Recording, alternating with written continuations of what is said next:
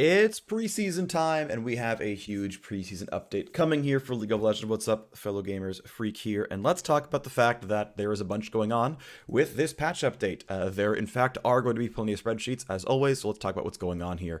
A few Chemtech changes, but, obviously we're looking at the more interesting things. So first up, we've got ourselves the Chemtech Drake. We can zoom in one more time, great. Yeah, we can. This looks, we're inting? We're inting. It's fine. So Chemtech Drake is back. There we go. It's on the screen. We're good. It is back. It's got new stuff going on. So what are the stats of Chemtech Drake? Well, when it's below half health, it gains a bunch of damage resistance. So it's basically, let's see, it's taking 50% longer at below half HP. So I don't know. Either way, it's like much tankier. It's about 1/3 more health overall, I think is the math, which makes it relatively close to Mountain Drake tier, where the Mountain Drake is also rather tanky. Mountain Drake was unique, that had more armor and MR than other Drakes. So it was uniquely the tankiest Drake in the game. That is not going to be shared here with Chemtech Drake. It's also going to do 50% more damage than low on health, which is also going to be pretty meaningful, since it's going to be 50% more damage for a longer portion of the fight, because while it's low and thus tankier. So pretty big deal here. Chemtech Drake may end up being the most powerful Drake of all. Want to point out the math on Drake dealing its total AD and 4% of the target's max health is physical damage. Most Drakes deal, I believe it's 5% current health damage plus their full total AD. Every Drake is technically unique in what it does. So Mountain Drake is the tankiest and lowest DPS because it has half the attack speed, so the max health damage or percent health damage is less frequent. Cloud Drake has no splash, but has twice the attack speed. So though the base AD is halved as well, it does the percent health damage more often and has the highest single target damage. Ocean Drake slows. Infernal Drake has the most theoretical splash damage because it has the normal attack speed. Chemtech Drake is now going to roughly tie the durability of the Mountain Drake, and I'm guessing, based on these numbers, probably roughly tie the single target damage output of a Cloud Drake. So might end up being the overall scariest one, but it depends if they choose to change its armor or MR or health or base AD. You never know, there could be something else, but the numbers aren't here. Chemtech Drake buff itself is tenacity and heal and shield power. Basically everyone but marksmen are going to care about this buff. You generally, I guess if you're Neela, you care about all of the above, but for the most part, it's going to be some care, some don't. I think it's a pretty interesting buff. I think it's kind of the right call. It's a good set of stats that I think people will find useful. The Chemtech Soul itself is going to give 10% damage resistance and 10% more damage when below half health. And again, this is the Soul buff, so instead of getting an Infernal buff where you get a Sheen proc, or Ocean Soul where you get a bunch of regen while in combat, you get a nominal like 6% overall durability increase and a potential 6% more damage output, which is not a bad soul buff overall. Just worth pointing out, that's what it does. It doesn't seem absurd, but it is one thing that's going to scale fully with your kit, whereas the other Drakes don't really do that. If you're an Ocean Drake, if you're an Ocean Soul and you're full health Ash, nothing happens to you. Now, that's the same here. If you're full health Ash, nothing happens to you either, because both turn on when you're low. Unless the ambiguous English language phrasing says you always get DR and you only get the damage when below half health. I think it's going to be on both cases, but either way, we will see. Let's move on to Chemtech Rift, which is also interesting. The benefit here is that it bumps up all of the plants, so honey fruits now give a shield and no longer slow. Blast guns go twice as far, and Squire's Bloom damage wards to 1 HP and also give a bit more visibility overall. Seems kind of neat, seems kind of cool. You also get to get extra move speed. Overall fun things.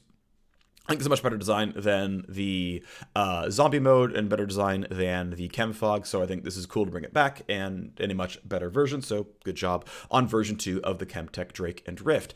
The big thing in this patch overall is the jungle update. This is probably the single biggest set of changes in this patch. We can break down them all. There's a lot going on. Let's just go one by one for what's going on. Okay, so now you can no longer leave a camp up as counter jungling. If the large monster is dead, 10 seconds later, the rest of the small monsters will die, so you cannot leave up raptors so that when the jungler comes by their second clear, they get 3 gold and then leave again.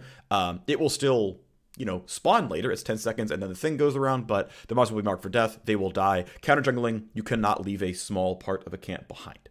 Okay, next thing. Junglers deal 20% more damage to things on their side of the rift. However, not going to happen on enemy camps. So functionally, What we'll see in the patch update, we've got the numbers. Most camps have about 30% more health. I will have the numbers for you when we talk about the individual camps themselves, but camps are about 30% tankier. Also, the jungle pet does a bit more damage. Also, smite does a bit more damage. So all of those sources are still going to be pretty powerful. And indeed, the non-true damage, aka, right, we're not talking about smite, we're not talking about the jungle pet. Those are getting changed anyway, but in terms of, counter-jungling an opponent, it's going to be a decent amount slower. Clearing your own jungle, going to be relatively similar. And again, we'll talk about all that a little bit later on. But it does mean that counter-jungling is going to be slower. You'll be in their jungle for a bit longer. Okay. Now, of course, if you're a Nunu with things like Q and Cho'Gath R, those are not going to be affected because, again, they're non-true damage. But also those numbers have gone up, and we'll talk about those also later on in the rundown. Large monsters also give a pretty big heal to allied champions who kill them. They also restore mana, but only if you have a jungle companion. So this is going to actually, we'll see in the patch notes, they are getting rid of the heal on Gromp. They are changing how much healing you're getting from your jungle item / jungle pet, and you're instead getting this on every single camp. So if you are a slow clearer, if you are a less healthy clear, you're going to get a bigger boost in healing, and you're going to get it off every single camp, which should definitely do a little bit. So we'll see how that turns out over time, but basically it means that if you are a low health clearer, you'll get these surges in health and you'll be topped up a little bit more. Okay, as far as Camp Golden XP, early game, junglers no longer get full XP from lane minions. Now, I could have, but did not actually do the math on this. So the way it works, and again, maybe at another point in time we can do a breakout about the XP given, so a mid lane wave gives around, I think it's like 275 XP. So like a wave gives about that much experience. However, if you share the wave, that XP is increased by something around like 15 to 20%. And so it gives a total of like 320 XP. Again, these numbers are a bit sussy, but like that's roughly what's going on here, right? You actually get 20% more XP from a mini wave if the mini wave is shared. Now, what's interesting though, is that a jungler sharing their side of this means it's 1.25x the XP, but 1/2 that is cut by a quarter, so there's 1/8 less. So there is still in total more total XP gained, like in some total experience. If your jungler comes by and you clear a wave together and you share 6 minutes of XP, your mid laner is individually behind, but your team overall will still be generating more XP than otherwise. And of course, there's an opportunity cost of I could clear a jungle camp, and because instead of printing 25% more XP, you're printing like 12% more XP, the benefit of sharing a wave is down, and the opportunity cost remained the same, or maybe even slightly higher, but I probably should have cleared a jungle camp instead. So this will mean that overall, especially in the early game, sharing XP as a jungler to maybe get ahead, I get a gank and I shove the wave out, I get a wave, my top laner dies, I poach the thing, I get a free level out of this. This will happen a bit less. So junglers will take over the early game a bit less because they can't share in big lane XP leads if they're winning, or just sort of... Now, this will mean that if you get a good gank off or a solo kill off and you kill the enemy top laner, and the jungler comes to go like tank the wave and either like keep the wave off the tower or let hit the wave or whatever, your team's gain for solo killing or ganking and killing the top laner and getting that money and making the jungler take it, that enemy gain is down, right? You actually still deny XP, even if the minions are dying, you're still denying 20% XP of the wave by making the enemy jungler take it. Like, you are still deleting resources from the enemy team, which is a cool thing, right? This also means that on another sort of more advanced level, that like, especially in high MMR, the best performing mid laners are often shove and roam mid laners. We're talking about like Garen, Singed, Rumble, like this kind of stuff, which is like, again, not popular. Kiana and Talon are the good examples of this, where they just want to clear waves and then go run to bot lane and go double kill bot lane. And usually what happens in this situation is the mid laner goes and roams down, runs to the bot lane, and the jungler comes and just siphons mid wave. And okay, they might not kill their Krugs, but like, they lost Krugs, but got to get a full power mid laner to gank bot lane. Paying Krugs for a gank is a really, really good deal, which is what makes roaming mid laners so good. Now, what's interesting, though, is now your roam is being paid for by Krugs and also 1/4 of the XP of the mid lane. So mid lane roaming is slightly weaker. And Getting a gank off on top lane is more powerful because of a jungler taking what's left over is going to be less valuable. So I think that's actually kind of interesting. Next up, large monster gold given to non-junglers is down. So non-junglers poaching camps are going to be slightly worse. Talking about, bot lanes and top lanes that had pushed and would like poach enemy Gromp or poach enemy Krugs, or if you're doing poorly, you would poach allied Krugs or allied Gromp. That is worse by a bit of gold. XP is also down by 15 or 12 in the case of large Krug, but whatever.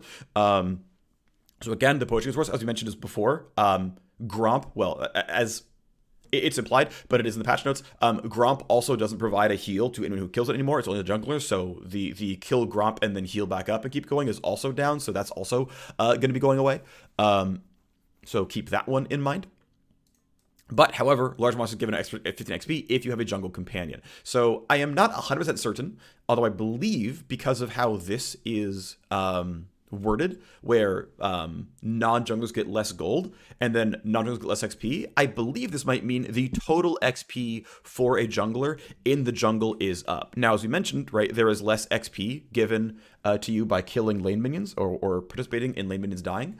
So this might be a counterbalance for this because you're going to get minions sometimes, right? It's going to happen. This probably, though, is going to mean that other jungle paths are going to give you level 3.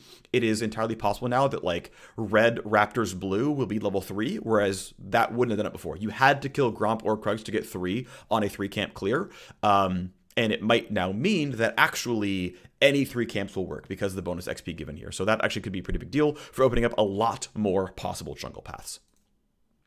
So now we go into the actual changes to the camps themselves. So functionally, everything got more health, got lower base attack damage, but got current health on hit damage. So flashbang warning.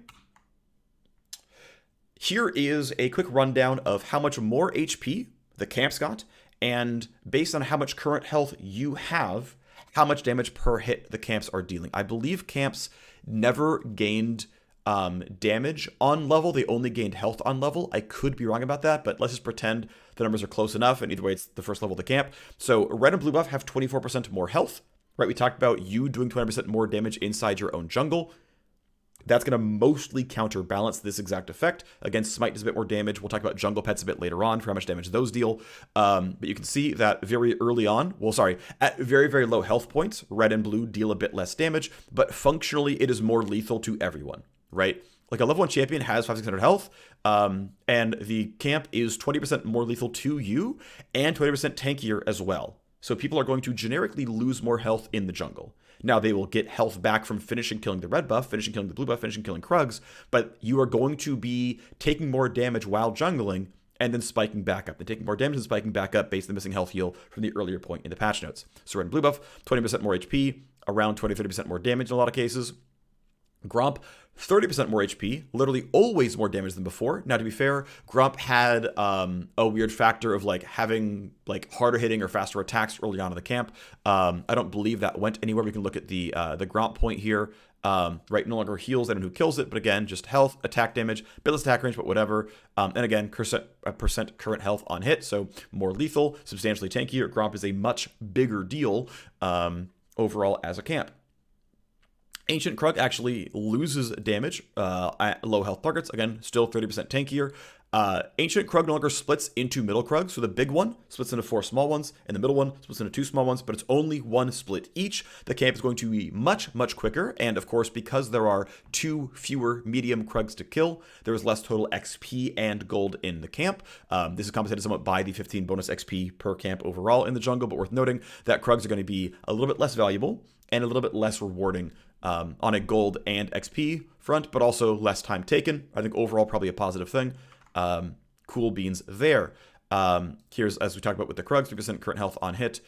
They spawn, they drop down. They also drop down a bit more quickly. Fun stuff there.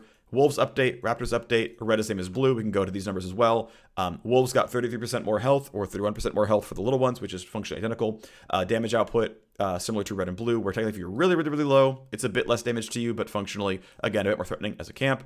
Raptors, the big raptor got much more than the little raptors did. Big raptor got 38% more health, little ones got 18% more health. But overall, again, you can see their damage output is actually much more about percent current health damage. So indeed, these things can actually be quite lethal in doing 71 damage per hit against a 1800 health champion. These can certainly actually chip your health down later on into the game. Okay, another thing about Rift Herald, more local XP. So a little bit more value on killing Rift Herald. Also, the Rift Herald baseline value of the charge is down by 500, so you're actually no longer quite guaranteed to take 2 full plates of the Herald charge. The ability to kill an entire tier 1 turret with your first Herald is going to be going down a little bit. Heralds, across first and second Herald, scaled from between 2,000 to like 2,900 damage on the charge. That is now going from 1,500 to about 2,400 on the charge, so second Herald is still going to be half a tower in sort of the late game of its lifetime, but you are not guaranteed 2 plates in the first charge anymore. And so that can certainly be pretty relevant. Fewer plates taken, a little bit less gold gained, but of course more XP gained. I think a general good rule of thumb is XP is worth roughly 0.5 gold per point. It changes wildly based on champions, but as a decent rule of thumb, Herald is roughly worth 50 more gold, but you're getting half of a plate less, which is about 80 less gold, right? So Herald is overall, and that's not counting the map value of killing off a turret and getting rid of that space overall, in addition to the fact that you're less likely to finish the actual turret, aka the 500 gold from the turret, the 150 from local turret gold of first turret. Now, they are buffing the gold value of turret plates, so we can look at that a bit more and do a bit more math there. But yeah, more XP, kind of less gold, because you were guaranteed 320 off of 2 plates here, and you're no longer guaranteed 2 plates. So we can talk about the math on that one as well. Rift Scuttle is going to spawn now at 330. Longer has a shield, has more health overall, so it's going to be a bit longer of a fight, so no longer can you just, like, I don't know, Nocturne Q, smite auto, and it's dead in a quarter second. You smite with Q in the air. You don't hit Q first, you want to pick the shield. But it's just an overall longer fight. Your smite is 600 damage now, but it is going to be an overall bit of a slower move. So, okay, we can talk about that. So, yeah, it is a very now reliable, I think, for any champion to get level 4 on their first clear. And then fight for Scuttle reliably. This will also do weird things around wave timing. Since it's 15 seconds later, it's not just like, oh yeah, instead of crashing like 2 waves and then running to Scuttle and then coming back for the 3rd wave, it's like, well, I kind of have to crash the 3rd. Like, I don't know the exact timing. I'm not a good solo laner, and bot lane is much more chaotic, just like the support roams whatever, but you can still crash waves and go. But either way, this will change some of the timing around that. We'll see if this means anything for top and mid lane meta and really, really high skill gameplay, but yeah, Scuttle's probably more contestable. Okay, next thing is there are pets in the jungle. Green pets give a shield at the end of the game. Red pet gives a burn and a slow towards the end of the game, and blue pet gives move speed walking through brush towards the end of the game. So how do jungle pets work? Well, instead of the old jungle items that gave Omnivamp and gave a burn over 5 seconds, instead companions themselves simply attack once a second, every second, as long as you are fighting, and they do 20 true damage, I believe, to the entire camp. And then instead of you having Omnivamp, they just simply heal you for 70% of this number. So you just gain a flat 14 health per second, plus based on health and AP and AD, as well as just getting a flat 20 DPS to the entire camp. And by the way, this damage is true damage, so it will bypass the 20 armor into MR that all large monsters have. They also give mana regen, and we can start talking about this right quick. That jungle items give mana regen. This is very similar to the old number. So let's go into it. Here is jungle pet damage scaling. Okay, so we're going to start here, which is that current. So I believe, by the way, that this is a typo. This is not base health. This is bonus health. I believe this is bonus health. That scales the jungle companion damage. Let's talk about it, okay? So a ruby crystal gives 6 damage per second to the jungle, an amp tome gives 3 damage per second in the jungle, and a longsword gives 1 damage per second in the jungle. So it takes 67 gold to get 1 DPS. If it's ruby crystals, it takes 145 gold to get 1 DPS through AP, and it takes 350 gold to get 1 DPS through attack damage. So certainly tank junglers who are stacking HP, and HP doesn't natively kill the jungle very quickly, this is going to buff the jungle pets, and so these are pretty decent ratios for making that feel good. Now, I will say, I don't feel like any of the AP junglers currently have a hard time clearing the jungle. I think about like Mordekaiser and Diana and Fiddlesticks, and I feel like all of those champions that I can think of, Karthus as well is obviously absurd. They don't, I believe, actually have problems clearing the jungle quickly, but either way, it is still 3-to-1 basically the value of how good this item is compared to AD. Obviously, repeated attacking things is also very valuable. It's fine. The AD ratio on the current jungle item is also really, really dog shit, so it's not like this is substantially different from what it was before. Either way, just really pointing out that indeed health is going to give you very good scaling. So let's talk about what it means in specific, okay? So here is the jungle item DPS before and after if you build tank items. Yes, this is how fucking horrible the old jungle item was. It was 2% bonus HP over 5 seconds. With like no native scaling. It was very, very poor. It's actually also worth noting, by the way, that the old jungle item was magic damage, which means that red buff and blue buff and Gromp and all those things had 20 MR, and it would actually be about 20% less damage than this. So there is a substantial DPS increase on the jungle item, especially for tank builds. But yeah, it starts out as double the DPS baseline, right? So every jungler's baseline DPS has roughly doubled, right? Their baseline DPS is roughly doubled. And so if your DPS wasn't good in the first place, like you're jungling, I don't know, Nautilus or something, or jungling Leona for whatever reason, more of your damage is going to come from the jungle item.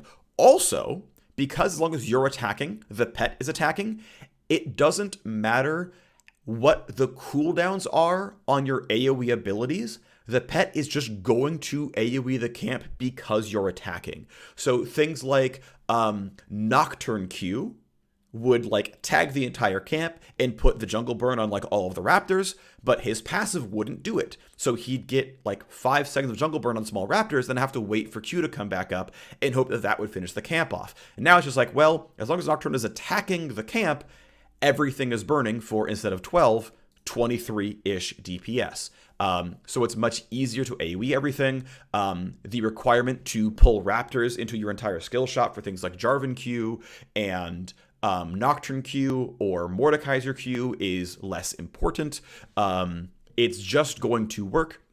And again, the scaling for bonus health is going to be much, much better. That as you get more bonus health, the damage is going to be higher and higher and higher. We look at AP items, again, pretty much doubled.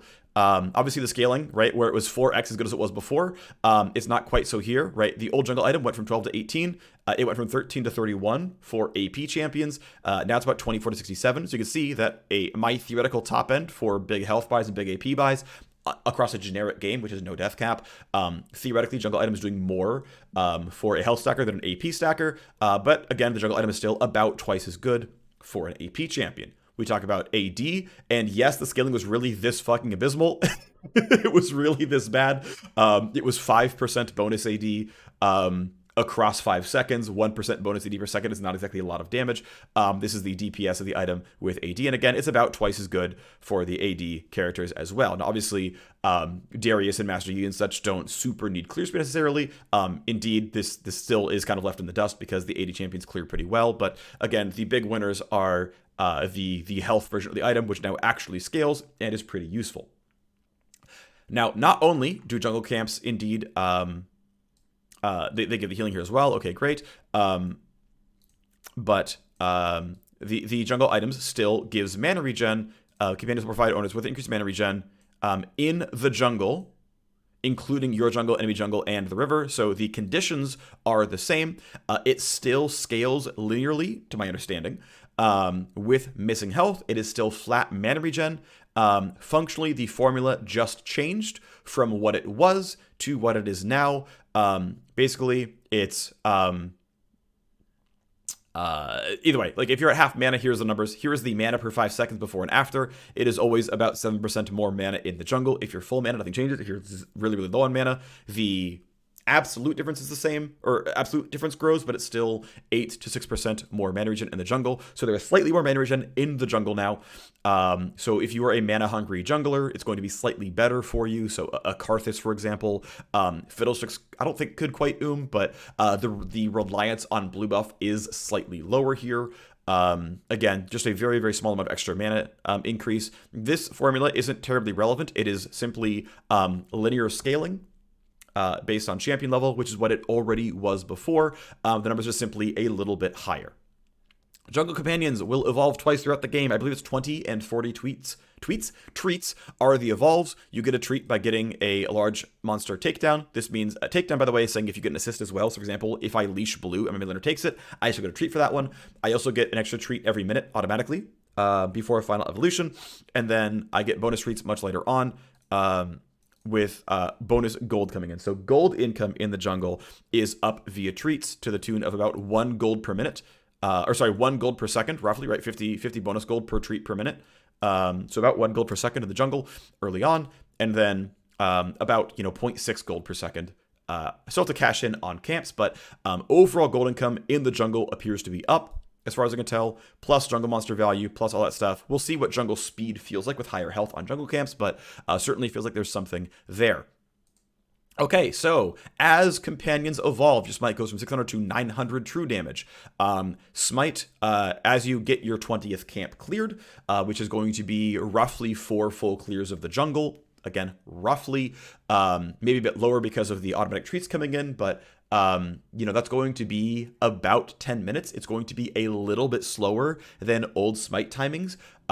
Worth noting that the old tech of running the rushing item with lucidity and getting the item haste rune, those no longer speed up your ability to transform your jungle item. It's going to be based on the number of camps that you clear. So power clears are going to transform the jungle item sooner.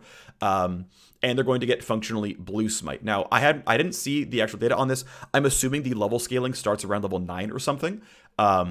So here is a data table on blue smite PvP damage. I decided you couldn't really get blue smite before level 6 to get all your smites out. Maybe this is a little bit off of the real time, but I don't care. It's good enough. From level 6 onwards was blue smite damage, and then I assumed the 80 was actually going to be flat until around level 8, and so it was going to be something like this. This is sort of an assumption. It theoretically could be 80 from level 1 linear scaling. I don't actually know. This is my assumption that Smite is simply doing a very, very little bit more damage, but again, is likely coming online later because of how many camps you have to clear. I am maybe wrong about this, but that is my belief. I haven't done a lot of PBE testing, so I don't know for sure. Either way, again, everyone is guaranteed to get blue smite, and the smite goes from 600 to 900, and then the eventual final evolution is a 1200 damage smite. We can talk about all that later on. The final evolution is indeed 1200 damage. You now get the buff based on what your jungle pet was. It's worth noting that until you final evolve, it does not matter which pet you choose. Everyone gets blue smite. Everyone has the same smite. Everyone has the same stats in the jungle. It's only the final evolution that matters. That's going to come online on 40 camps cleared / 40 treats being eaten, which of course you're going to get some from the timing overall. I'm guessing it turns on around 15-20 minutes. Maybe a bit faster than that, but that's my vague estimation here, that it's going to be closer to when you get closer to rank 2 of your ultimate, but the item finally goes away from inventory, your companion evolves, and your smite icon looks a bit cooler. So your choices, which again are going to turn on 12 minutes or so into the game, is if you pick green, you get a shield based on champion level, and killing a camp will reset it, or spending time out of combat will reset it. The shield has no duration otherwise, and you get tenacity and slow resist while the shield is held, and a bit after it is broken. Tenacity, of course, does not affect knockups, does not affect suppression, but if you want to, get away from Leona stuns and whatever, this is going to be valuable for you. And so it allows you to be tanky and withstand pressure onto you, and feels pretty cool. All junglers get the protection buff, taking less damage from Dragon and Baron, or any other monster, but there's only ones who really matter, if your team is doing it with you. So Dragon and Baron will do 30% less damage to you if you have a fully evolved item. Okay, great. You can also get the red pet. The red pet, this, by the way, will stack over the course of 17 seconds, right? 6 stacks per second divided by 100 seconds is 100 stacks is a 17-second timer, which is pretty short, and it means there's a decent chance you get 2 pops in a team fight. When you have the full stacks, you must damage an enemy champion to do anything, which means you're not going to burn this randomly. So once you have fully evolved your pet, every gank will have this. It also completely resets when you kill a large monster. So theoretically, there's a world where you gank bot, kill Krugs, and then, or at least just smite and kill big Krug, and then come back before the timer would have passed, and then you get another red damage. Or I'm invading you at your blue buff, I hit you with this, I smite your blue buff, hit you again. That's probably the more likely one, where it's a really powerful counter jungling tool where you can use this buff twice. I mean, again, also the green one resets, of course, as well, right? Killing a monster resets it, so you can also get the shield this way.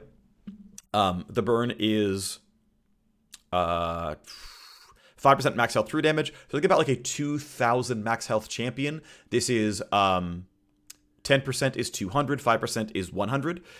This is certainly much less damage than this provides shields. Like in a one-on-one situation where you're actually going to fight one-on-one, the green shield is almost always going to be better than the red damage burn.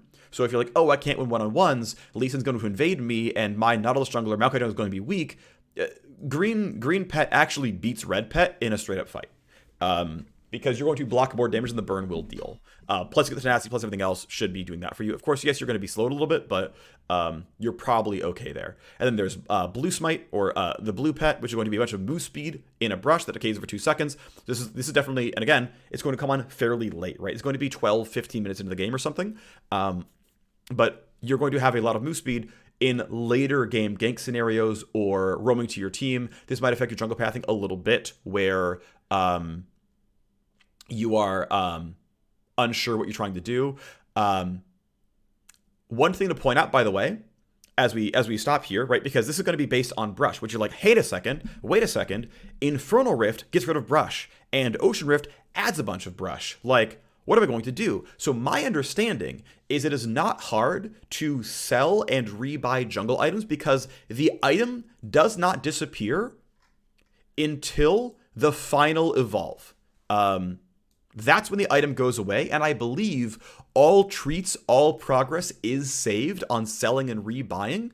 And a 500 gold item, it only costs you 150 gold to sell and rebuy and go, actually, it turns out I want Blue Smite this game. I want Blue Pet because it's Ocean Rift. There's a lot more stuff going. There's a lot more brush. Or, oh, I'm going to hop out of Blue Pet and go Red Pet because it's an Infernal Rift. My understanding is everything is saved, and so you can spend 150 to pivot before the final evolve. And again, the timing is not completely known, but if you, for example, kill Drake on cooldown, the Rift evolves at 11 minutes. So in a game where you are aggressively taking Drake, you will often find the first two are taken before your final evolution is locked in.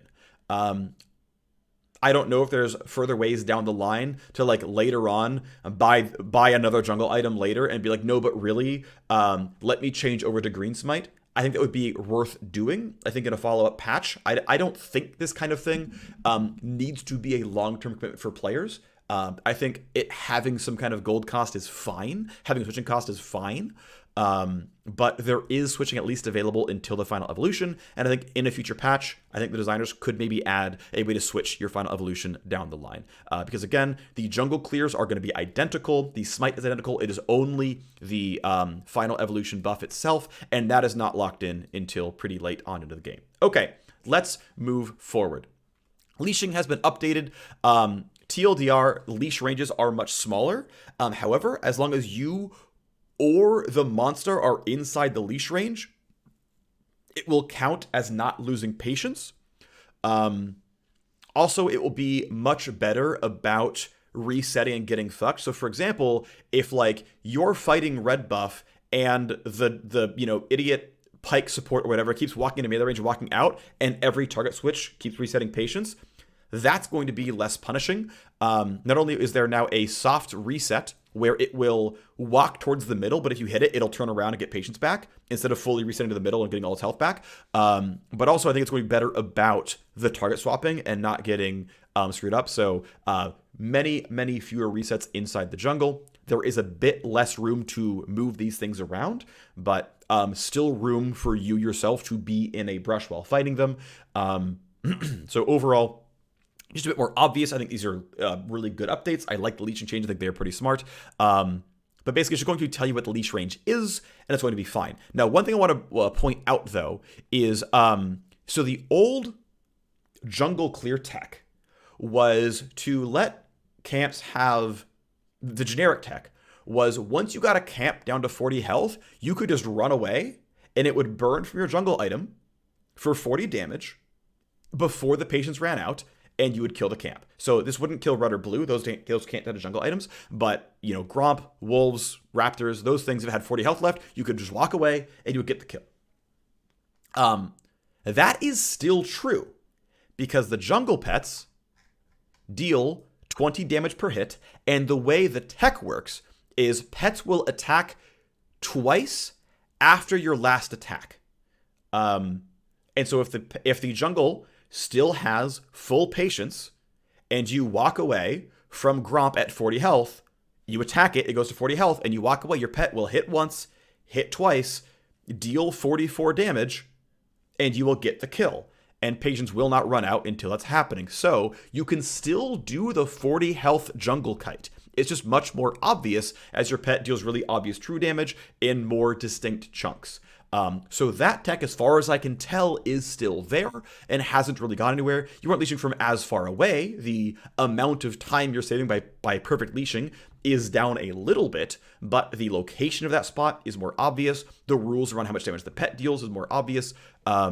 So that skill is still there as far as I can tell. Worth noting, though, that double camping is dead, both from the tether range, and because your pet will simply attack blue or attack Gromp, instead of you burning both of them because Hecarim Q is hitting them. So double camping is gone, but kiting camp to your next camp is still there. Recommended pathing is just simply a database. Here's what players are doing. This is going to tend to say, hey, go red Krugs Raptors in almost all games, but if you really don't know what you're doing jungle pathing wise, you're not sure what you want to go do, there will be icons in the map telling you, okay, go to this camp, this camp, this camp, this camp, this camp, and it will auto update based on player data, which is pretty cool. So other really cool stuff are new ping wheels. I think these are really, really exciting. You can ping enemy vision saying that, hey, it's clear, or hey, we need vision, or hey, by the way, like enemy vision is here, enemy vision is clear, or hey, someone please ward this. So that's a really cool ping wheel. That's very, very useful. We still have the I'm going down, give help. There's still heads up. There's enemies have left. There's I'll be right there. Yes, up, down, right, left are in fact easy mnemonic terms for your head. Heads up, going down, be right there, enemies left. You're welcome. So then there is basically we should push, we should defend, we should bait, and we should engage, right? I think those are the terms. I forget exactly. On my way system, whatever. Yeah, push, all in, hold, bait. So push, all in, hold, bait, be right there, and danger is, just, here's how it's working, right? To be fair, I would often say on the way, help me, as ways of like, hey, I'm ganking, you should help me with this gank, is engage. So that's actually pretty solid. These actually do relatively similar things. That's pretty smart. As far as like, hey, we should also push, right? It's on the way thing. I'm going this way. We should go this way. Let's go. And then these are the defensive options on the left hand side when they're kind of near the hey, danger, hey, enemies are missing. It's like, hey, if you bait, if you defend, whatever, right? I think these are really good things, and it's good to have more communication. I think is really good stuff. I think these are good emotes. I think this is really positive stuff. Also, need vision will actually put an indicator in for a minute or until a word is placed nearby, which is cool. So you can only have one of these on at a time, but I can basically, the team can like put down, hey, go ward in these places. And the cool thing is then supports like, oh, like, so I play a lot of normals with a very mixed skill group. There are some Master Chiefs players who are better than me. There's a bunch of Diamond players who are at my skill level. And we have some like gold and silver players who play with us that are obviously not as skilled. And so anytime it's like, hey, we need wards, help us out here with players who like aren't as strong about this, it's like, oh, I could just like do a need vision ping. And for the next minute, they can be like, oh yeah, I'll grab a controller, put it there. So it actually helps me a lot because it's persistent. It's actually really valuable for the exact kind of game that I play, which is really cool. So that's actually a really nice thing. The caution ping is still there for the control click ping. There is also an objective planning. So you can basically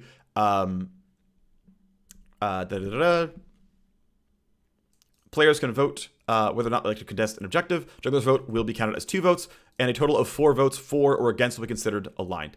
So if the jungler plus 2 other players say yes, let's go Drake, it's going to be considered aligned. If the jungler and 2 other players vote no, we're not doing this, it'll be considered aligned. So we'll see what it looks like overall, but have to break majority, have to be 4 out of the 6 votes basically. Helps teams plan around the objective correctly, and hopefully it looks good because basically if what's interesting though is like if the jungler plus bot lane say, hey, we're going to Drake, that's enough. So we'll see. But I still think it's good to have. I mean, we'll see how much it gets used. We'll see how much people is going to consider it useful. But I think that's still a really good thing to kind of put timers up on the map, and I think that'll be useful overall. Allied ward tracking is nice. There's going to be a minimap icon when allied wards are getting close to dying. That's a cool thing. Also, really love this. If you ping or attack enemy wards as they go down, you get a 10-second window for pinging it, by the way. It will put a perfect marker on the screen of where the ward is and how long it lasts. This is actually really, really helpful. It will help players like actually do the pings when they see wards go down. You don't, by the way, always see wards go down, right? If the enemy support, like let's say you're playing bot lane, right? We're a red team, we're pushing down towards bot lane, but like if the lane's at kind of equilibrium, enemy support walk up towards Tribrush and wards Tribrush. I know they've avoided Tribrush, but like I can't ping it, I can't do anything about it. I don't get an indicator because I can't even guarantee they really put it down, but like I still have to do the generic ping communication tools, I think correctly so, to say, hey, they did ping this, by the way, or we're getting pushed in, the support walks up, puts a ward in the river brush, and we can't see it to go say, hey, there was a ward there. We can still ping it and tell our jungler, but like it's only when I see the ward do I get the marker. I think it's a pretty fair overall situation. Still going to require some coordination, but yeah, if I literally see the ward, I get to mark it. I think it's pretty fine. There's now going to be suggested ability level ups as well for newer players. It's indicators will appear once you level up. High ability that's typically leveled by players at each level.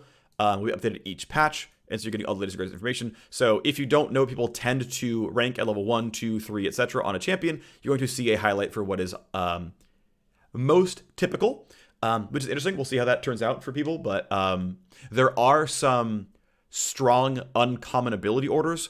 There's also weird cases like Kayn, for example, or Udyr, where they have wildly different builds and different things going on. So, it doesn't fit literally every champion perfectly, but I think it's generally a positive thing for newer players to do the correct ability orders more often. Okay, next up, there is a power positive to top lane. So, 2% more XP baseline to solo laning champions. There's some compensatory changes to duo laning that should make it not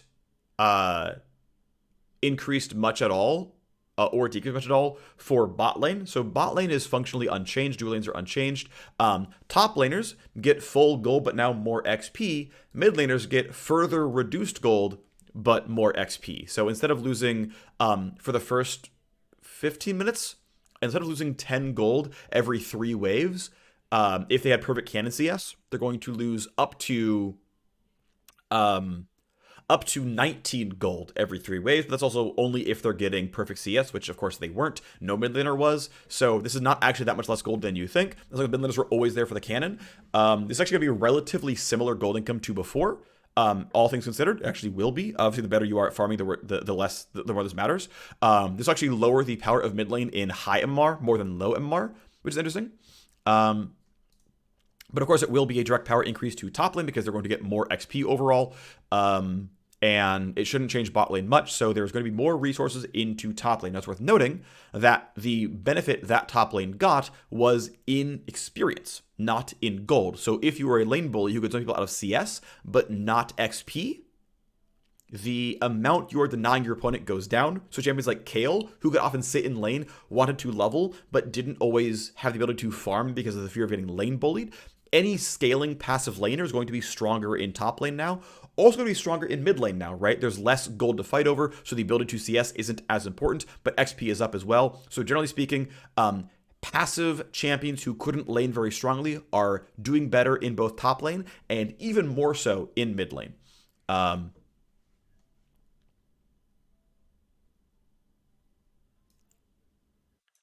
then this penalty goes away at 14 minutes, which is what cannons were already as well. This actually does slightly increase the value of Minion Dematerializer in mid lane, where you can just Minion Demat just the cannons to make sure you're getting that gold income. The rest of it, of course, is a little bit less important, though a pretty common use of Demat was to get bonus damage on melees and ranged as well in order to get wave clear breakpoints attached. So not a guarantee that's going to be the play at the highest level of play, but if you're like, actually, I'm Kassadin and he picked Lucian against me, this is gonna suck. Well, I can demat all the cannons, I can just gain XP, and as long as I can stay in range for XP, I'm still getting a lot of the value here. So some kind of looks here. Next thing, though, is a bunch of big item updates. So basically, new tank mythics and the current tank mythics have become legendaries. Let's talk about what's going on with tank mythics. So first up, we have Jackshow the Protean, a 3,000 gold mythic. There are going to be 3,000 and 3,200 gold mythics for tanks now instead of 32 and 28. So the low end has been brought up a bit more pricey. It is 400 health, 30 armor, 30 MR, 20 haste. There is no Bomby Cinder attached. It is a tank stat item. You get a stack of armor and MR in combat for 4 seconds. And then at max stacks, you get Empowered, which gives you 10% increased resists. So you get 8 armor and MR, and then around another 10 armor and MR, maybe a bit more as time goes on, but some scaling durability, pretty good amount of health in the item. And then when you hit max stacks, you become empowered, instantly draining enemies around you for 3% max health. Now, I am not 100% if this is just like an 800 range flash of 90 damage, or if it's like a Swain ult where I just start doing 90 DPS around me every second forever. I feel like 90 DPS to everything every second. I mean, if it was Sunfire like Aegis range, this wouldn't be absurd. But I kind of feel like it's just an instant tag of 90 damage. Draining assumes that I'm going to get the health back as well. So, like, I get a flash of bonus HP, my resistor tanky, we're going to have some cool stuff. I'm not certain, though. Instantly draining makes it feel like it's a one-time thing. But either way, let's talk about the comparison to a relatively similar item, which is the old Sunfire Aegis, right? So Sunfire Aegis was 300 gold, 3,000 gold of value. This is 3,000 gold, 2,700 gold of value. So it is less gold efficiency outright. Immolate Burn, when fully stacked at like a first item breakpoint, was around 43 damage per second. Plus the auto attack burn can be another 43 damage per second. So, I mean, pretty decent to be honest. The Voidborn resistance is, of course, going to, again, give like 18 armor and MR, which is quite valuable, which is going to make up for this cost difference, of course. It's going to easily pay for this. It's going to be, you know, a solid 600 gold of value, so it's going to be pretty good. But it's going to add a 1-item spike, which is like 2k health. It's going to do about 60 damage. If it's a 60 hit drain, it's 60 damage to like 3 targets maybe, and 60 health to me each, possibly. Definitely seems like it's going to be pretty decent, but certainly not going to be the same kind of long-term damage that Sunfire Aegis was dealing. Okay, next thing is the Radiant... This is just the Ornn upgrade, by the way. Don't worry about it. Next up is Radiant Virtue, also because of gold. Very similar stats, by the way, 430, 30, and 20. But now when you cast your ultimate, you gain 10% max health. So instead of 10% bonus armor and MR, you're going to gain 10% max health, and then 3 times for the next 9 seconds, you and your allies, well, you and your allies just gain 15 non-ult haste for those 9 seconds, but then every 3 seconds, aka 9 times, because over 9 seconds for every 3 seconds, so 3 times, you and your allies will heal for 1% of your max health, or up to 2% of your max health, over the course of the fight if they're very, very low. So 3 to 6% max health heal, which again is not a ton. You're getting 10% here, so it's going to be, you know, 13 to 16% more health to you over the course of the fight. Your teammates get 3 to 6% of your max health as healing over the course of the fight. The effect is certainly pretty neat. It's also very, very large ranged. The haste, I think, is actually the big thing here. The heal is relatively minor by comparison. But here is the amount this is going to happen. I'm, just for fun, comparing it to Frostfire Gauntlet, which is, by the way, also 95% gold efficient. You can see 450, 25, 25, 400, 30, 30. Similar haste, more expensive item. But again, gold efficiency is lower. So instead of getting Small Immolate and Snowbind, you instead get Guiding Light. This is the 10% max health. It's going to be around 200 HP, which is worth 500 gold value. So again, in combat, you press your ultimate, you gain 500 max health, or so you gain 200 max health, which you're going to be able to functionally use every time. So the item is kind of 3,200 gold worth of value. And you also get around 60 health healing across the 3 ticks to you and to nearby teammates. So this can be definitely a decent amount of power. It could be doubled. It's, of course, increased by your max HP, so I can keep going. But a decent amount of power here. You're definitely going to be quite a bit tankier. But you can see here that these are less about offensive updates and more about your own durability as tank mythics. Again, the Ornn upgrade. The really spicy one to me is Heartsteel. Actually a full price, 3,200 gold item. Bunch of HP, bunch of health regen, decent ability haste. Kindle Gem, Crystal Embracer, Giant Spell. This is, I think, Warmog's exact build path. And you basically get Super Grasp. So as long as you are in 700 range of an enemy champion, within 3 seconds, then you can or after 3 seconds, you can attack them and get Super Grasp. It's 125 plus 6% max health, which is actually a pretty heavy hit. And also, you then gained that as permanent max HP. So if I'm laning as, I don't know, Garen versus Jax or something, I don't know if you're going to do that. I think Garen probably wants Conqueror. But like, hey, every minion wave or so, I'm going to try to trigger Super Grasp against you and feel good about it. I know that there doesn't seem to be a melee range split. To be clear, 700 range for 3 seconds is relatively close for a pretty long time. I'm not sure what the dance is going to feel like in the lane. Keep in mind, again, it's only 1 proc per minion wave, and if you ever have a pushing or pulling minion wave, they're going to desync, and you're going to miss a wave really, really easily. I think generously, you're going to get this once every 2 waves, which is a lot less frequent than Grasp is procced, right? Grasp is like 2-3 times a wave often.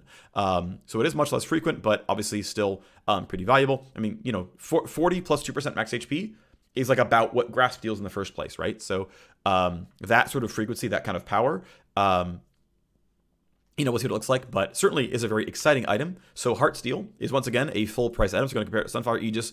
It's a bunch of health and health regen instead of armor and ability haste. Theoretically, but to be fair, a lot of this is because of health regen being a core stat. The old efficiency is quite good, but health regen is a bit of a fraudulent stat, so, who really knows? Is it maybe more like 2,600 gold of value? Maybe so. Either way, it was doing, to my calculations, at a 1-item spike, around 255 damage as the hit, which you're getting around 25 health for the hit, which is around 70 gold of value every single time you get this going on. Plus, of course, it's basically a Triforce proc, which is quite a lot of damage. Definitely excited to see how Heartsteel plays out in team fights. Certainly feels really interesting, feels really exciting. It can be very hard to auto-attack champions as a tank in team fights. It's going to be very expensive to gain as a support, as a full-price item. It's going to be relatively doable as like a Shen, and in fact, may fit Shen's combat pattern quite well. We'll see, but he's clearly going to be quite tanky, likes to have health, is going to auto-attack things, fits the combat pattern. We'll see what turns into it. But certainly seems really neat. Again, the attack deals damage, doesn't heal you like Grasp does, but you do get max HP, which is kind of fun as well. We then get Iceborne Gauntlet moving from a mythic, actually I believe it's staying a mythic, to be honest. Frostfire is now Iceborne Gauntlet. It doesn't say anything about becoming a legendary, and it's getting its health and Nasty Throws mythic passive, so there is a 4th tank mythic. It is Iceborne Gauntlet. It is unique in that it does not have MR anymore. The first pass of tank mythics, in fact, had these items striated as one was an armor item, one was an MR item. That got taken away pretty quickly, which I think was good. But now that there are lots of good, reasonably generic options, Iceborne Gauntlet is now an anti-physical item. It is going back to a Sheen item. It is Balmy Cinder, No Magic Cloth Armor Sheen. Or sorry, instead of that one, rather, it's Sheen Kindle Gem Chain Vest, right? So here's my Spellblade, here's my health and haste, here's my armor. Pretty simple build path. 3,000 gold is actually relatively expensive. It is on the new floor for tank mythics. And again, you get Sheen damage, just flat Sheen damage, is just simply 100% base AD. You get the Frost Field. The Frost Field is a slow. Your primary target that you actually attacked is slowed for more, which is cool, and they don't damage you as hard. So what's interesting is Glacial Augment says, hey, you need to attack me, leave my friends lead, you reduce to them. If I buy Iceborne, it's reduced to me, you can hit other people. So for what it's worth though, slows don't stack at all. It's simply the single highest slow. So Iceborne Gauntlet plus Glacial Augment is not the best synergy. Now, it's worth noting that very few auto attacks outside of like Nautilus and Leona, which to be fair, they exist and they are supports and they are tanks, very few auto attacks actually stun. So Iceborne Gauntlet will often trade off against Glacial. Like if you're Leona, you're going to E, it's going to trigger Glacial. That will last a while. Then you'll auto attack, that'll trigger Iceborne. There'll be a much bigger slow field. And then no matter what your opponent targets, they're all going to have reduced damage. Now, Iceborne Gauntlet is also a much later game item. But your primary target is the only one getting the damage reduced to you. This, of course, allows you to say, hey, I'm a tank. I would like to survive the enemy champion, please. I'm trying to survive Darius or Aurelia. I can auto-attack them as part of the trade. I can, Q auto or whatever. And hey, guess what? I now take 10% less damage from the Aurelia. And Iceborne Gauntlet is now a pretty good anti-physical damage melee survival item, right? I can Spellblade to try to get... Actually, as far as the wording here is concerned, it seems like the attack deals bonus damage and then creates a frost field. So I believe Iceborne Gauntlet may not deal damage in AoE. It's going to be the single target damage is higher up. So it's not a good wave clear tool. It is simply defense. So we'll see how they're going to handle getting wave clear online. Frozen Fist is the orange version. We can move on. Next big thing is Rod of Ages is back. I know I saw complaints on Reddit about it not being purple, but it now has cool Shurima coloring, which is kind of sweet. So it is a full price mythic. It's Luden's priced point. 60 or 100 AP, 300 to 500 health, and 400 to 600 mana. Plus the old Eternity passive from Catalyst of Eons is back. And even though the item doesn't have haste itself, it's going to give other legendaries 5 ability haste. Also, worth noting that you get to convert, as you convert health and mana back and forth, you get a bunch of move speed for a short time, which is a pretty interesting, unique effect here. Also, of note, is you gain a level after the 10 minutes passes. So that's actually really, really exciting. I don't think the stat profile fits someone like Kale. I think it can fit someone like Kassadin, although Kassadin does like the burst damage that comes out of things like Luden's, or the durability theoretically of something like Crown, where he can't get bursts, so he can get time to jump away. But gaining a level on someone like Kassadin is certainly very valuable. Getting a level on someone like Kale is maybe valuable, but I'm not sure that's going to be really worthwhile. Doesn't have a lot of mana costs, to be honest, so it's probably not the play here. But again, getting a level is definitely going to be an interesting thing to look for here. Definitely could be pretty spicy. We'll see how it goes. We can do a math-wise comparison. So we can look at Frostfire before and after, by the way. I didn't do that one before. Gold Efficiency is down in baseline value. That said, a Sheen has direct inherent value, but so does Bombi Cinder. So, you tell me what's really fair here. But it is losing Immolate. It is getting Spellblade. It is basically getting Snowbind as well as part of it. So, see what it turns into. Either way, efficiency is this. Not a very useful thing. Let's talk about comparing Rod of Ages to, for example, Crown of the Shattered Queen. Now, of course, Crown has Safeguard and Poise, which is a lot of value. Its damage reduction, its ability power. But if we compare a baseline item, Crown, of course, has a lot in the mana point, right? But it's still 96% efficient without mana. Unstacked Roa is nowhere near that, right? Unstacked Roa has very little going on. Yes, it has a Catalyst passive on it, but it's still not that good. But a fully stacked Roa looks really, really good. A fully stacked Roa is gold efficient in just health and ability power. You still get the Catalyst passive. You just gained a full level. You, of course, get to turn on your ability haste mythic passive. There are a lot of stats here. 100 AP, 500 health is a pretty good amount for a stat stick. There's no seemingly conversion of turning the mana into more things for, like, I don't know, like a Mordekaiser or something, where like maybe he'd want just the raw stats. That's not going to be really available for him. That's fine. Definitely seems interesting. We'll see who ends up being a good user of Roa, but again, gaining level, definitely really nice. Catalyst of Eons now exists as a component. It's relatively cheap, 1100 gold.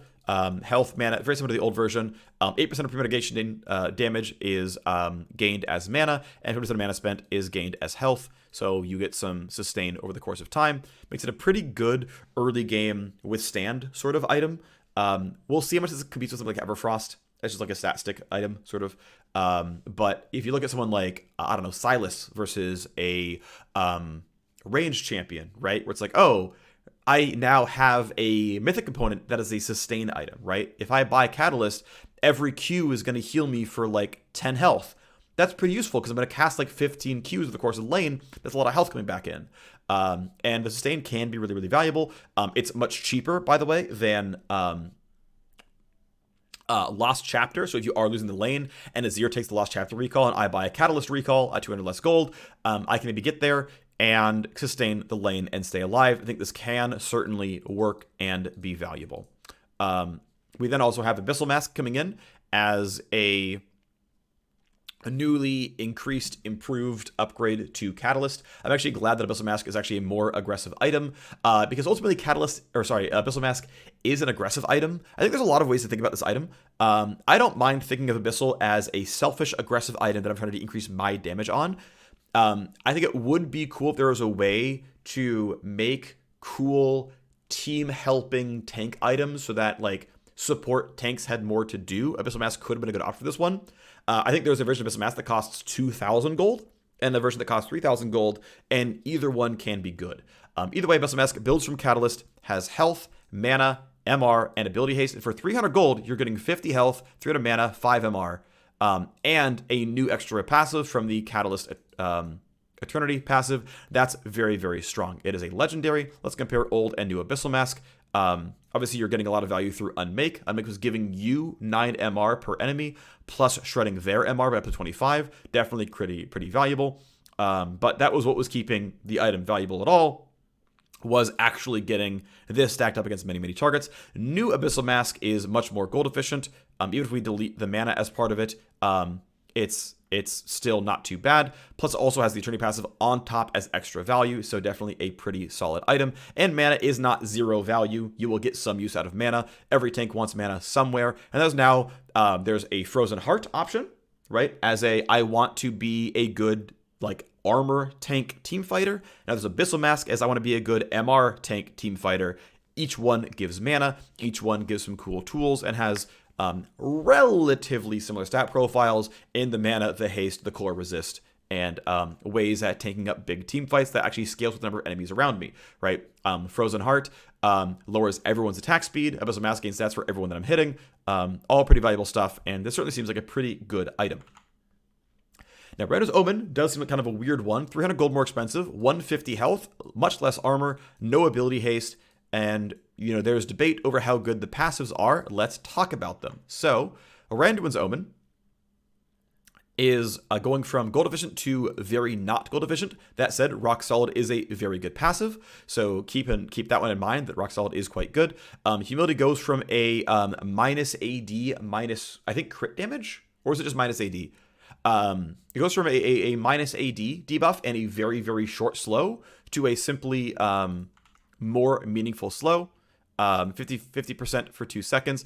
I think Humility is no longer giving the AD reduction. I'm not certain, but it does give guaranteed crit resist. So while Frozen Heart was a attack speed slow to everyone, this is 20% reduced crit damage per champion. So I believe it's not take the incoming crit damage, multiply by 0.8. It just lowers crit damage by 0.2 on attacks against you, which means actually, interestingly enough, non-IE champions get hit more by this, which I just find kind of interesting.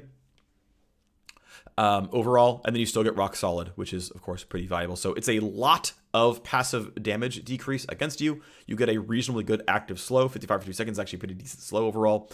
But again, no haste, much less armor. It feels pretty frail as a stat stick. This is roughly Dead Man's Plate's profile, but then there's like a bunch of passive durability increases that are not easy to gold, easy to price out as gold.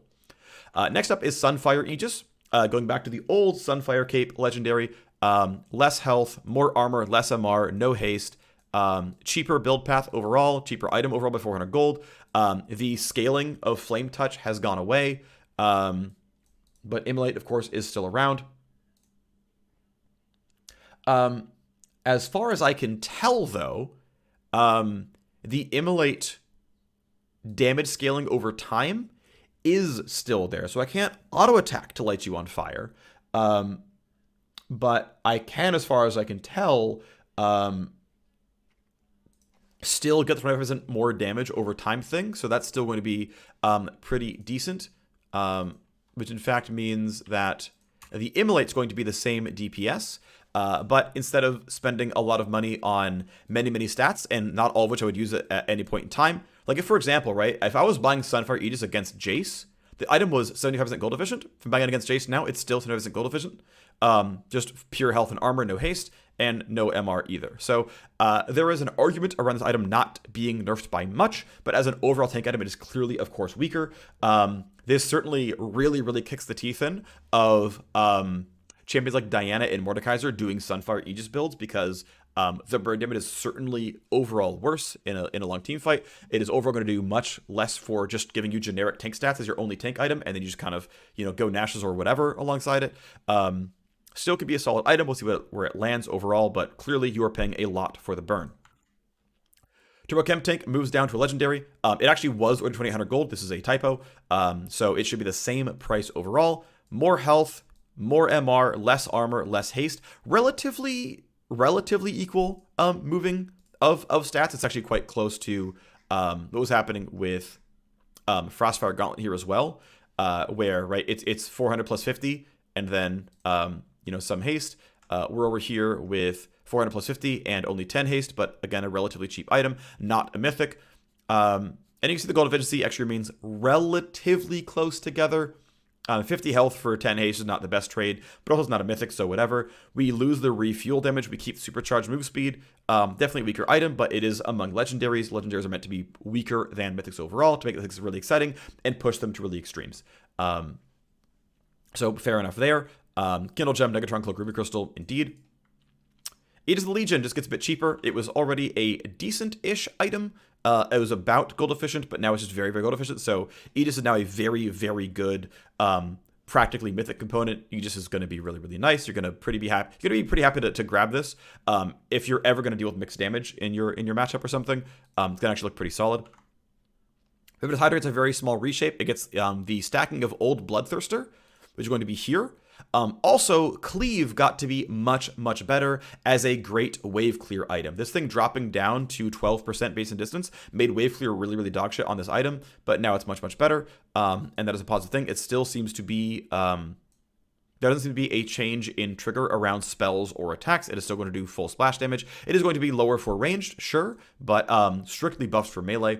Though the base attack damage is down, again, there was a stacking thing going on. We can compare Ravenous Hydra pre and post stack. So pre-stack, it is very slightly worse with lost 5 AD, but the cleave is just strictly better, at least for melee. And then post-update, this item is absurd. 89 AD, 14 Omnivamp. It is extremely, extremely gold efficient. Ravenous Hydra should feel like a very, very strong, win more hyper-aggressive item with no burst durability attached. It is just simply, well, hope the Omnivamp's good enough. Good luck, everyone. And is very expensive, so a pretty spicy, aggressive item here. We'll see if it gets used, but definitely feels like it could be very, very good. We then have Spear, and Tiamat gets a pretty similar update, just 50 flat for the baseline, 25 flat for ranged. This should make it feel like a pretty good component. This should give actually very, very good wave clear, and actually should help a lot if you want to be able to try to find ways to push and roam as an AD champion. Because Ravenous is certainly going to fit a lot of AD caster builds. And I could see Tiamat being a good item rush to give wave clear to AD champs.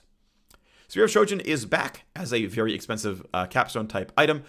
Your non-ulti spells gain a bunch of ability haste. It scales off of champion base AD, so the longer you wait, the more haste it gives. This haste is lower for ranged champions. What's interesting is the line break here says the 6 becoming 4 is wait, hold on, sorry.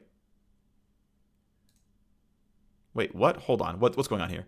Oh, sorry. And then that number is reduced. Sorry. It's 8 and 6 for melee and ranged, reduced to 4 and 3 for spells that have hard CC attached. So, the ability to chain stun as Jax is going to be down somewhat. You're not going to get, 16 ability haste. So you're getting, 2.5 basic abilities, and no ultimate here. I'm just going to kind of value the haste as about half value, whatever. The other big thing is a bunch of move speed based on percent missing health, capped at 1/3 HP. It's going to be pretty nice as well. So a lot of ability, a lot of extra abilities. Seems really cool overall. Spear of Shojin, we can look at the baseline value here. Gold efficient in terms of attack damage, haste, and ability haste. I valued this as half value of 8 plus 8 is 16. So 8 ability haste with about 200 gold, so 6% more efficiency here. And then maximum move speed of 15% is worth about 20% of this value, about 700. So definitely the value of this can be quite high. We'll see what goes. Could be exciting. See what happens. Shogath. It gets a bit more feast damage as compensation for Smite getting better. Nunu gets more consume damage as compensation for Smite's getting better. Rakan is now a melee champion, which will affect how he handles things like Grasp and various runes.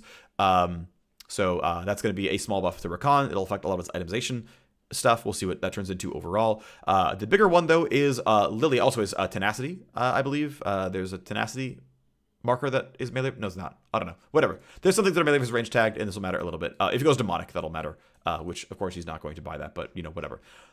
The one follow-up though is that Lilia becoming a melee champion is going to be better with demonic. She's going to be better with grasp.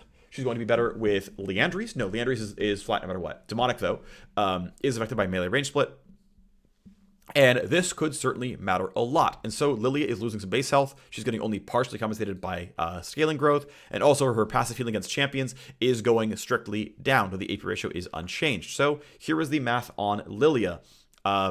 Here is her health before and after. It is always down.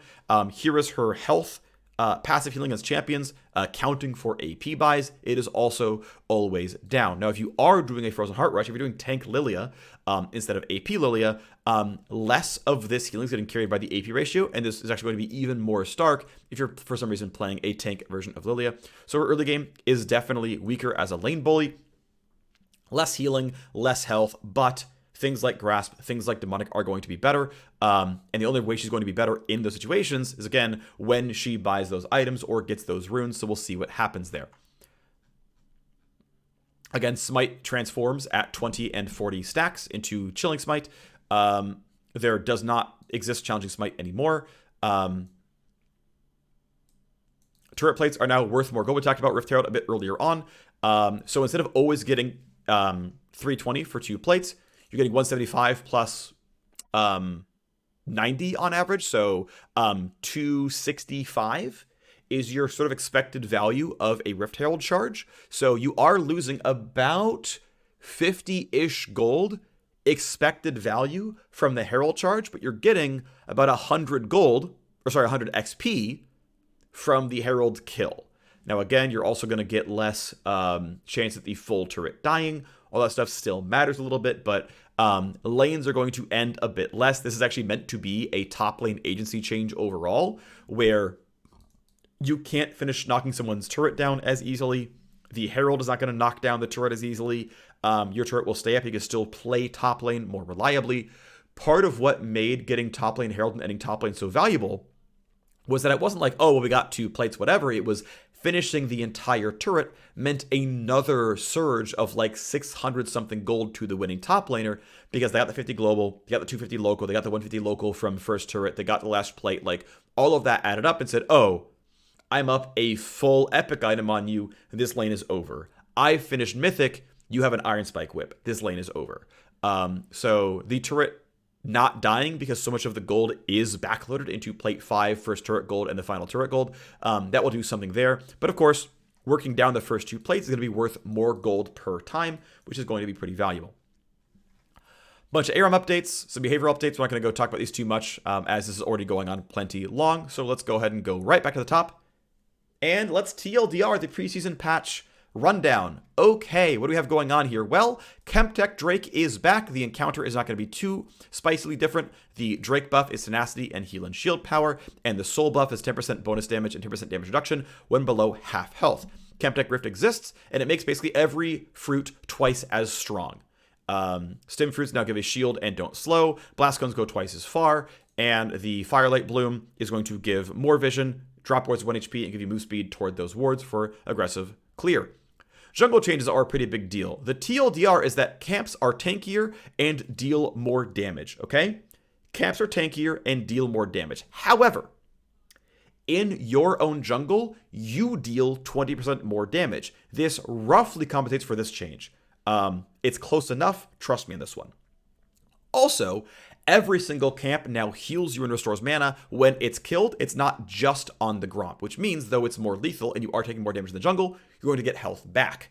Your clear is not going to be substantially slower. Your overall health in the jungle is going to be relatively similar, though I think a little bit lower.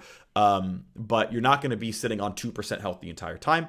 However, you do not get the 20% damage bonus against camps in the enemy jungle.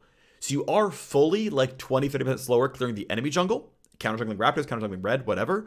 But you are getting roughly the same speed in your own jungle is the way that math works out. Worth noting that junglers poaching lane XP is less valuable. They get 25% less. Non-junglers poaching jungle are getting 15 less gold and 15 less XP. But champions that are jungling are getting more XP per camp, and also there is a there's a mechanic called treats where you will get more gold per thing that you kill as well. So again, all this has been changed. We can move forward. The other thing is Rift Scuttle spawns later at 3:30, and there's no longer a shield. So again, clear speed should be relatively similar. Clearing the enemy jungle should be slower.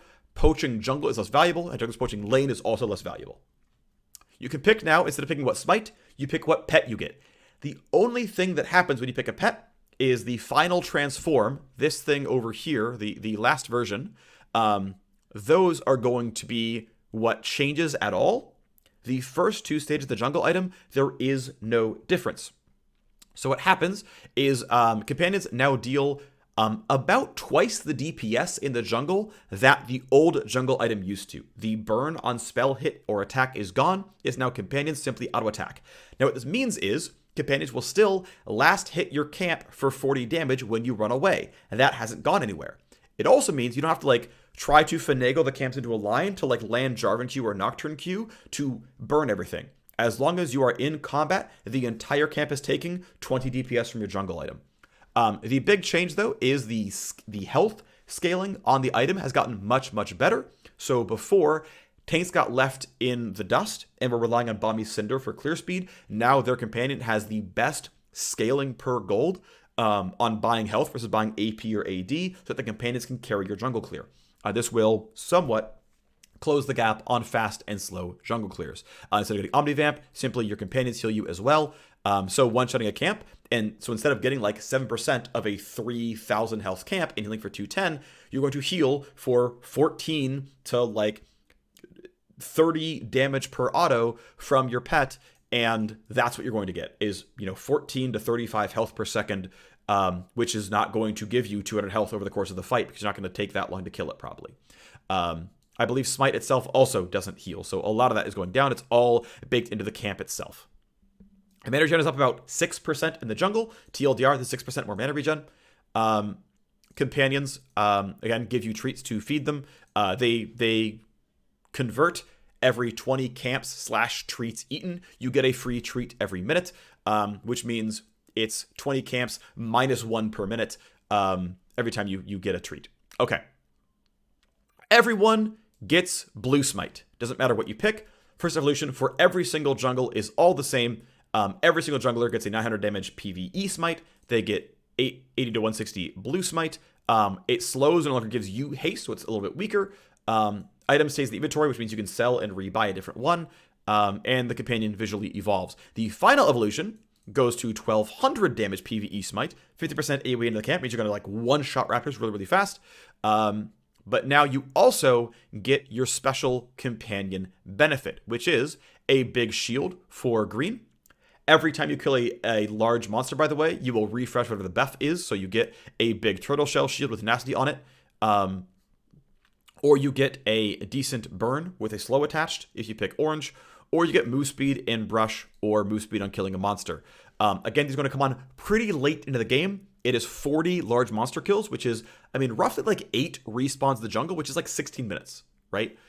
60 minutes from them spawning, functionally, roughly. So this will take a while to get to. There's a good chance you will see what rift you are on, and then can switch out your jungle smite in time to pick one that maybe fits what kind of summoner's rift that you're on, based on brush going away or brush coming up, whatever. But these are definitely really, really cool. And all junglers take 1/3 less damage against Baron and Dragon if their teammates are helping them take it.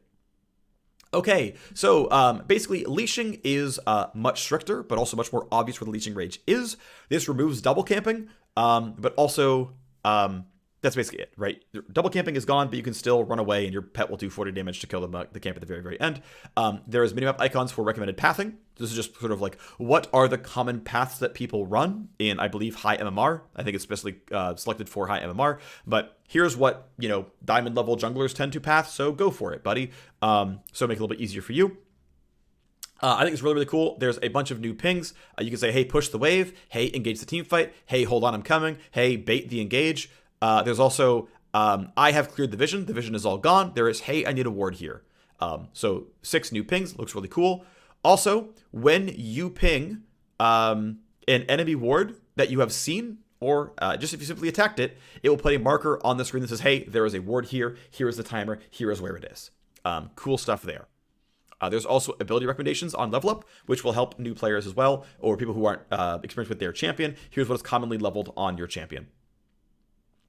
Another important change is solo lanes now get 2% more XP from minions, but mid laners are getting less gold. So it is a strict power up to top lane, should be pretty power neutral to bot lane, and should be roughly power neutral, maybe slightly positive to mid lane. I think the meta implication is it's going to buff passive scaling laners like Kale and Kassadin, because they are definitely getting more XP and wanted level 16. But also, they weren't getting great CS a lot of the time anyway, so they are simply, dropping CS regardless. And so the fact that the only buff is in XP and not to gold means that, Kale gets the full value of the benefit. If you're going to play Kassadin mid, you aren't going to be hit by this nearly as hard anyway, and should do some stuff for that. Next big thing is a bunch of item updates. Jack Show the Protean is a big stat stick of health, armor, and MR. It's going to be a lot of that one. Not much to say. It just seems like a pretty good generic teamfight item. That's a bit selfish. Radiant Virtue is another big stat stick of health, armor, MR, and haste. Very similar stats overall.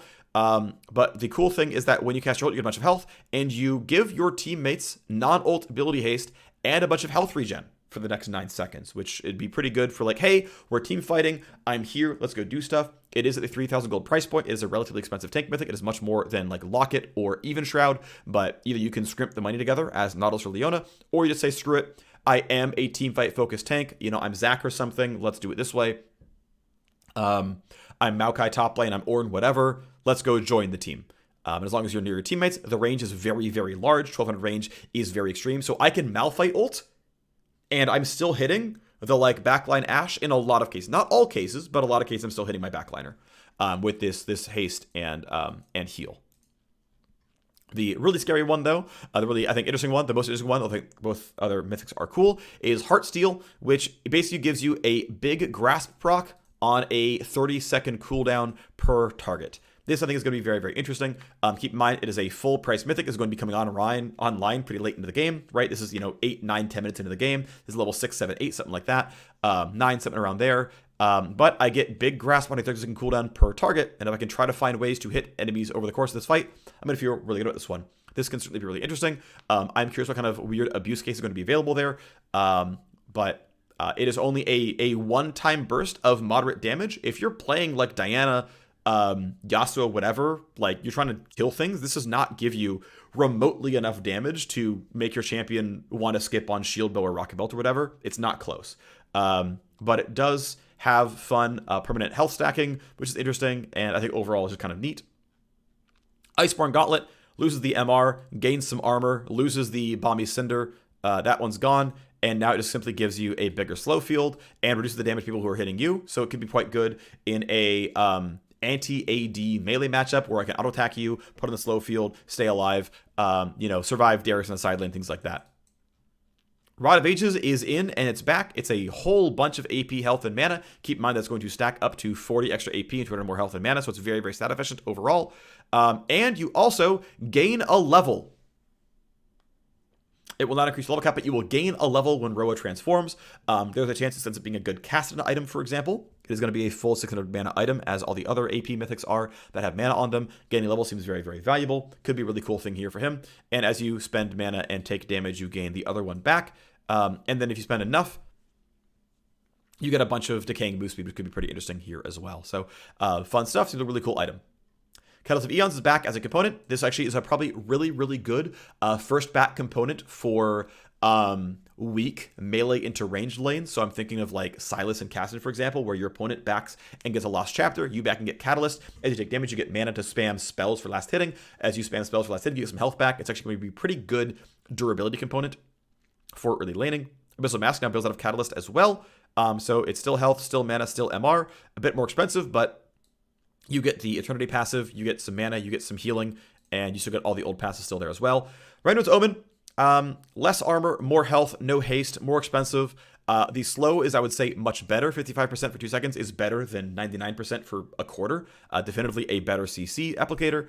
Crit strikes do less damage to you, could be very, very powerful. This might be a just very, very good, generically don't die to marksman teamfight item, and ends up being a very, very good second item for a tank to make sure that you are good against AD, while still having a very potent slow on an active that could be very, quite nice. We'll see what happens.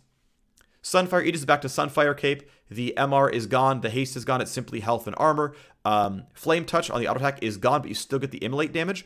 And I believe the Immolate stacking is still there as well, so it's still a very scary high damage Sunfire. That could look really good. Keep in mind, Sunfire's burn scales off of bonus health exclusively, which could stack really, really nicely with something like Leviathan, or maybe even like Radiant Virtue or Heartsteel. So, we'll see. It's a possibility, right?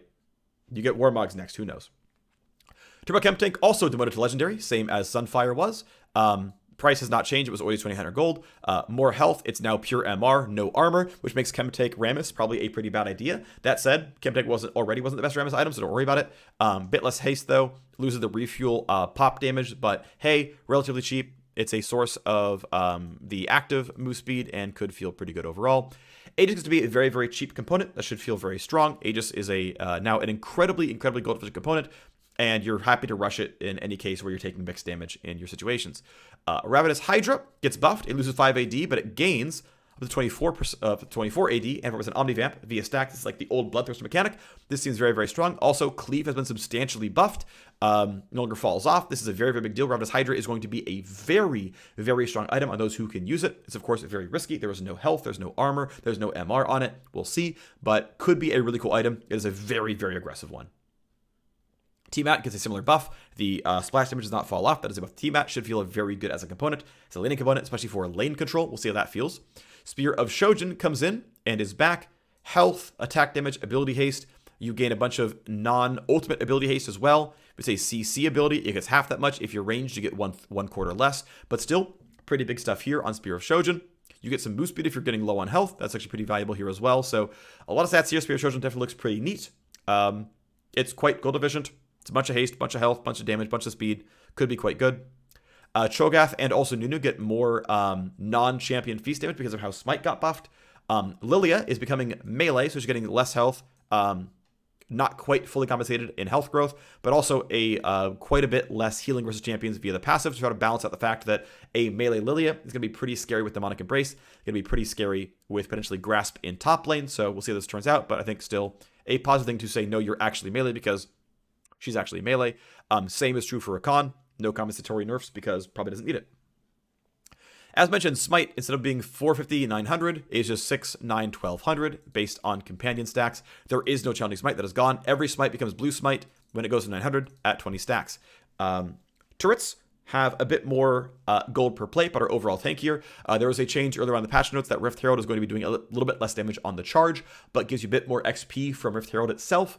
This ends up being relatively power neutral, but you're probably going to end top lane less frequently because you're going to not only have more armor MR on the turret from the plates, but also the charge doing 500 less damage is going to be less likely to end the laning phase from killing the turret outright and giving too much gold for anything to happen. So I think that's overall pretty positive and a good change. So that is the patch rundown. Thank you for watching. Appreciate it very, very much. And I'll see you next time. Bye-bye.